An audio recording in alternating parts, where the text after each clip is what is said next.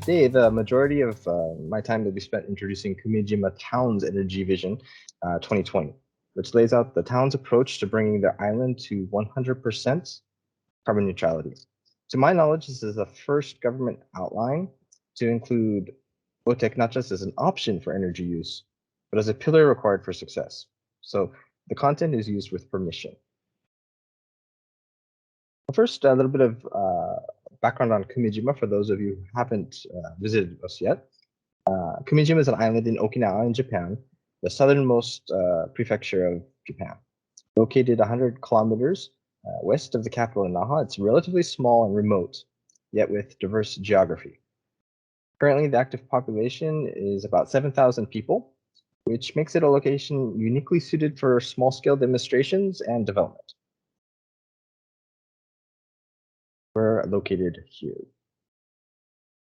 So in Okinawa, in 2013, Okinawa Prefecture, state-level government, established a 100 kilowatt OTEC demonstration facility to utilize existing ocean water resources at the Okinawa Prefecture Deep Ocean Water, or DOW, Research Center, also known as ODRC.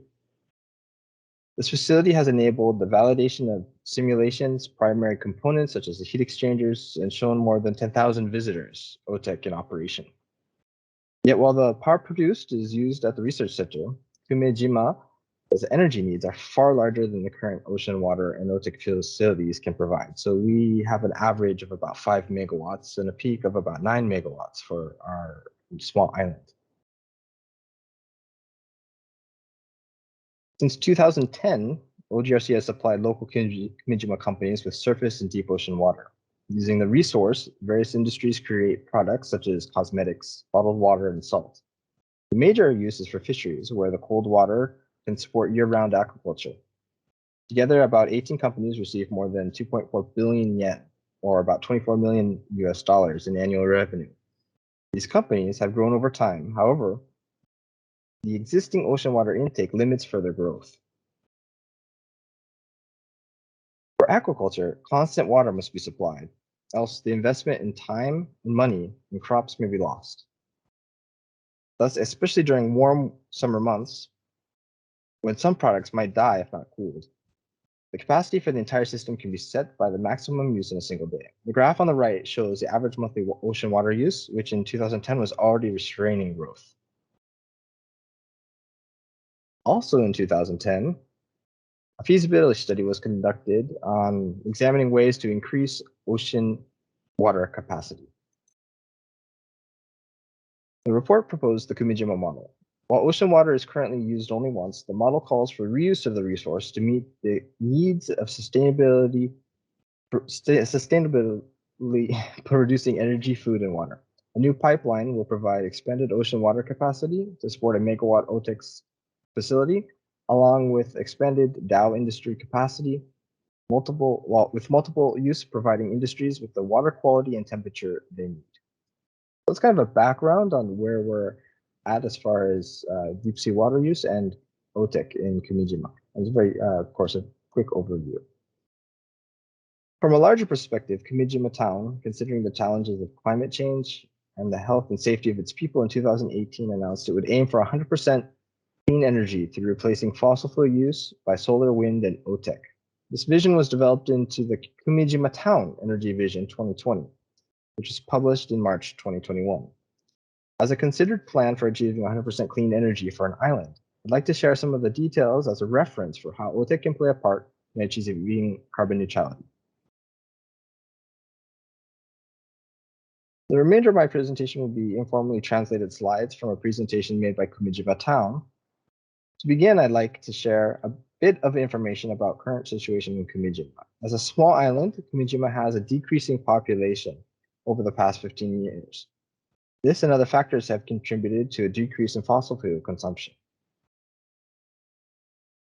At the same time, power supply remains relatively constant after the dramatic increases after the 1970s. Unfortunately, as Kumejima is an island grid, the capacity for volatile renewable energy such as solar is limited. While Okinawa Prefecture has seen some increase in solar generation, after reaching about 5% of the island's needs, new installation has been mostly halted. On Kumejima, fossil fuels are used for energy production, transportation, and for in-home water heating and cooking. While challenging, this provides an opportunity to significantly increase the self-sufficiency of the island by increasing renewable energy and electrifying appliances and cars. Kumejima's primary power station consists of 7 diesel power generators with a combined capacity of about 16.5 megawatts.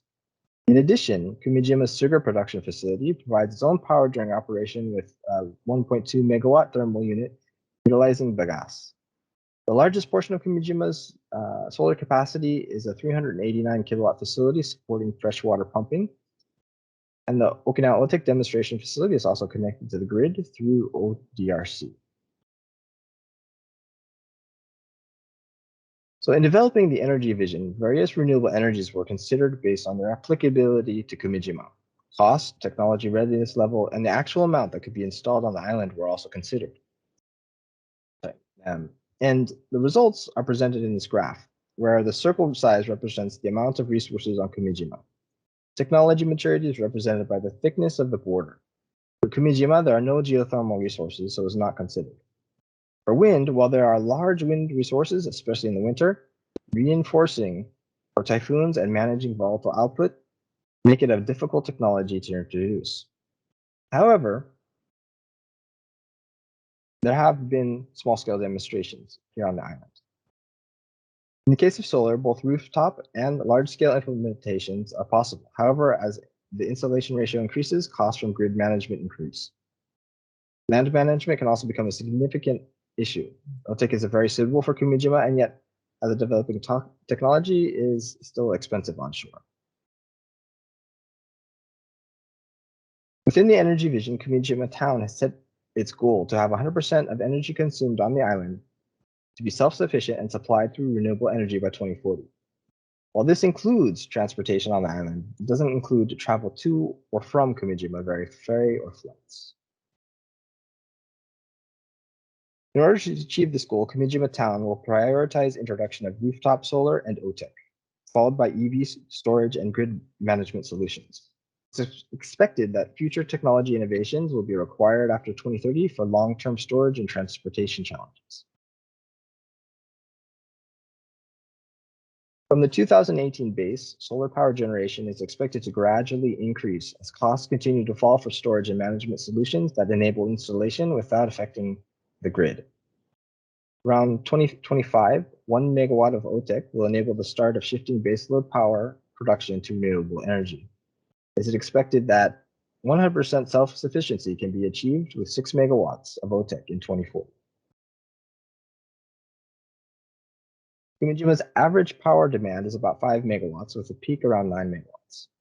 Almost the entire power supply is from diesel motors, many of which are quite old. In addition, C-grade oil is used due to cost considerations. But it's still in a situation where the power production costs outweigh the tariff customers pay, as all Okinawa pays the same rate. Thus, on Kumejima, the power company runs at a deficit, though costs are recovered overall. Kumejima Town is currently in the process of implementing a detailed planning study for the expansion of ocean water intake pipes. If successful, a follow-on project to install pipes would provide ocean water resources for a 1 megawatt OTEC facility. This would reduce the average diesel power generation to 3.4 megawatts with expansion of solar and load shifting. To meet the 100% renewable energy goal, an additional 5 megawatt OTEC facility will be required, along with significant rooftop solar with the grid and storage technologies that can enable them. This is an ambitious yet achievable roadmap that will be regularly evaluated as technologies and situations change. As a resident of Kumejima, I'm quite proud our town has proactively considered how to meet the global demand for climate change adaptation with a unique solution. As with any major change, it will not be possible to achieve it alone. And so we look forward to the effort and support of stakeholders to realize the implementation as early as possible. So thank you for joining us today.